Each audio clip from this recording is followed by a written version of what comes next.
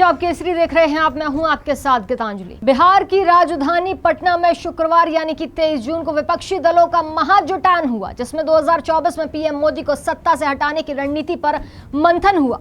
नीतीश कुमार के बुलावे पर हुई इस बैठक का एकमात्र एजेंडा अलग अलग दलों को सभी मतभेद बुलाकर 2024 के लिए एक साथ लाना था। ये मिशन कितना कामयाब हुआ इसका पता तो भविष्य में ही लगेगा, लेकिन इसके पहले भी विपक्ष कई बार पीएम मोदी और बीजेपी के खिलाफ एकजुट हो चुका है। आइए देखते हैं तब क्या हुआ था। दरअसल 2014 के लोकसभा चुनाव की मोदी लहर में बीजेपी ने उत्तर प्रदेश में एक तरफा जीत हासिल की थी। इसके बाद 2017 में प्रदेश में विधानसभा के चुनाव हुए।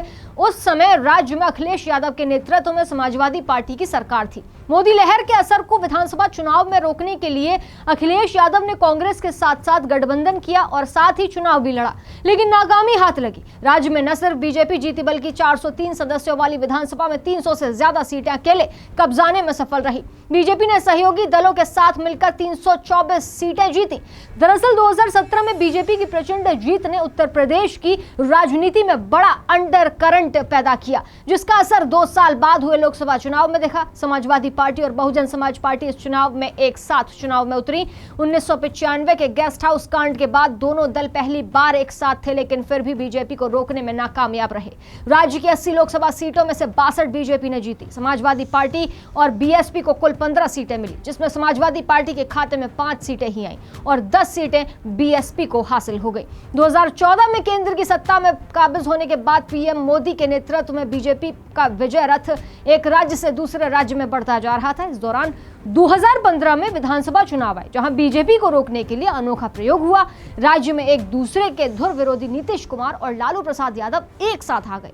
जेडीयू, आरजेडी और कांग्रेस ने साथ मिलकर चुनाव लड़ा था, जिसमें बीजेपी की हार हुई थी।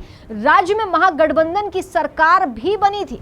आपकी जानकारी के लिए बता दें कि कर्नाटक के 2019 लोकसभा चुनाव को लेकर क्या हुआ। 2019 के लोकसभा चुनाव में उत्तर प्रदेश की तरह ही कर्नाटक में एक प्रयोग हुआ था, जहां कांग्रेस और जनता दल सेक्युलर ने साथ मिलकर चुनाव लड़ा। इसके 1 साल पहले दोनों दल विधानसभा चुनाव के बाद गठबंधन कर सरकार बना चुके थे। 2019 में दोनों दलों ने चुनाव के पहले ही गठबंधन करने का फैसला किया, लेकिन नतीजे अनुकूल नहीं रहे। राज्य की 28 में से 25 सीटें बीजेपी जीत गई, जबकि कांग्रेस और जेडीएस को सिर्फ एक सीट मिली।